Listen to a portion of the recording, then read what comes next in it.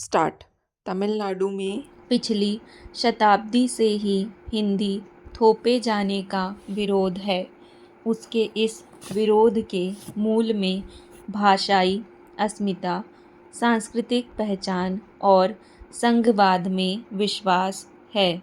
इसके बावजूद तमिलनाडु में कई हिंदी शिक्षण केंद्र व्यक्तिगत स्तर पर संचालित हैं और वहाँ दक्षिण भारत हिंदी प्रचार सभा जैसी संस्थाएं काम कर रही हैं। तमिलनाडु में हिंदी थोपे जाने का विरोध 1937 में शुरू हुआ, जब सी राजगोपालाचारी के नेतृत्व वाली मद्रास प्रेसिडेंसी की कांग्रेसी सरकार ने स्कूलों में हिंदी को अनिवार्य कर दिया। इसके खिलाफ जस्टिस पार्टी और पेरियार रामास्वामी सरीखे तमिल विद्वानों के नेतृत्व में बड़े पैमाने पर विरोध प्रदर्शन हुए और इस अनिवार्यता को भाषाई विविधता और तमिल पहचान पर आक्रमण बताया गया। व्यापक विरोध और कई प्रदर्शनकारियों की जेल में मृत्यु के चलते अंततः 1940 में यह नीति वापस ले ली गई। इसके बावजूद बाद 1965 में भारत सरकार की 1950 के राजभाषा अधिनियम के प्रावधानों के अनुरूप हिंदी को देश की एकमात्र आधिकारिक भाषा बनाने की कोशिशों का तमिलनाडु में जबरदस्त विरोध हुआ। व्यापक हिंसा और आत्मदाह जैसी घटनाओं के बाद केंद्र सरकार को यह आश्वासन देना पड़ा कि अंग्रेजी भी हिंदी के साथ साथ एक आधिकारिक भाषा बनी रहेगी। हाल के वर्षों में भी तमिलनाडु ने हिंदी को अनिवार्य बनाने के प्रयासों का विरोध किया है। विशेष रूप से राष्ट्रीय शिक्षा नीति 2020 के तहत प्रस्तावित त्रिभाषा फॉर्मूले को राज्य सरकार और विभिन्न राजनीतिक दलों ने ठुकरा दिया। तमिलनाडु हिंदी थोपे जाने को तमिल की स्थिति को कमज़ोर करने वाला सांस्कृतिक हमला कहता है। उसे डर है कि हिंदी थोपे जाने से प्रशासन, शिक्षा और दैनिक जीवन में तमिल की महत्ता कम हो सकती है। उसका सभी भाषाओं को समान अधिकार के भाषाई संघवाद में विश्वास है। वह हिंदी को प्रमुख भाषा बनाने के प्रयास को केंद्रीकरण की दिशा में उठाया गया कदम और राज्यों की स्वायत्तता के सिद्धांत के खिलाफ मानता है। हिंदी के विरुद्ध उसके सबसे प्रबल तर्कों में से एक इसका रोजगार पर प्रभाव है। अधिकांश तमिल छात्र वैश्विक रोजगार के बेहतर अवसरों के लिए हिंदी के बजाय अंग्रेजी सीखना पसंद करते हैं।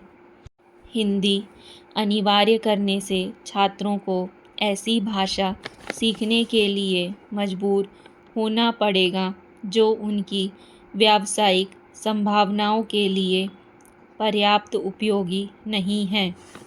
भारतीय संविधान राज्यों को अपनी भाषा नीति तय करने की स्वतंत्रता देता है, लेकिन बार बार हिंदी को बढ़ावा देने के प्रयासों को तमिलनाडु अपने अधिकारों पर हमला मानता है।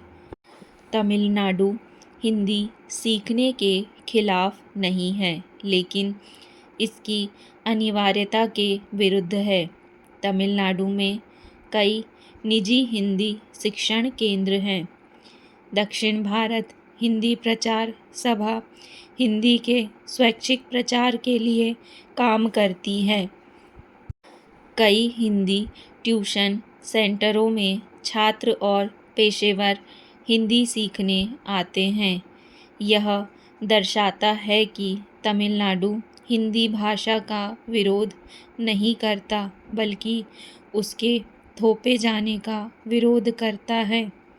त्रिभाषा फॉर्मूले के तहत छात्रों को 3 भाषाएं सीखने की सिफारिश की गई है, जिसमें हिंदी भी शामिल है। तमिलनाडु ने 2 भाषा फॉर्मूले तमिल और अंग्रेजी की वकालत की। उसका मानना है कि तमिल और अंग्रेजी शिक्षा और रोजगार के लिए पर्याप्त है। तीसरी भाषा छात्रों पर अनावश्यक बोझ होगी और यह राज्य की भाषा नीति निर्धारित करने के अधिकार का उल्लंघन भी है। भारत में भाषा एक ऐसा मुद्दा है जिस पर धैर्य, संयम और सावधानीपूर्वक नीतियाँ निर्धारित करनी चाहिए, क्योंकि यह महज परस्पर संवाद और संपर्क का मसला नहीं है, बल्कि एक ऐसा भावनात्मक मुद्दा है जो पहचान और स्वाभिमान दोनों से जुड़ा हुआ है। इन दिनों तमिलनाडु और केंद्र सरकार के बीच नई शिक्षा नीति के तहत त्रिभाषा फॉर्मूले को लेकर भाषा विवाद सुर्खियों में है। तमिलनाडु सरकार को राज्य में अंग्रेजी के बढ़ते वर्चस्व से सरोकार नहीं है, पर हिंदी त्रिभाषा फॉर्मूले के तहत भी स्वीकार नहीं है। शिक्षाविदों व भाषाई विशेषज्ञों की राय के मुताबिक अंग्रेजी वर्चस्ववाद से निपटने के लिए भारतीय भाषाओं को एक दूसरे के निकट आने की अति आवश्यकता है। गत वर्ष दिल्ली विश्वविद्यालय के शताब्दी समारोह में शामिल होने के लिए प्रधानमंत्री नरेंद्र मोदी मेट्रो ट्रेन में सफ़र कर समारोह स्थल पहुँचे। सहयात्री के रूप में छात्रों से बातचीत करते समय प्रधानमंत्री ने उनकी भाषा संबंधी जानकारी ली और उन्हें प्रोत्साहित करते हुए कहा कि उन्हें अन्य राज्यों की भाषाएं भी जाननी और सीखनी चाहिए। ग्रामीण पृष्ठभूमि के छात्रों के प्रतिभा संपन्न होने परंतु उनके समग्र विकास न होने पाने को लेकर उन्होंने कहा कि हमें ध्यान रखना चाहिए कि भाषा किसी भी प्रकार से प्रतिभा के विकास में बाधक न बने। बहरहाल भारतीय भाषाओं के बीच किसी प्रकार का वैमनस्य नहीं होना चाहिए। हर भारतीय को मातृभाषा के अलावा एक भाषा और सीखनी चाहिए।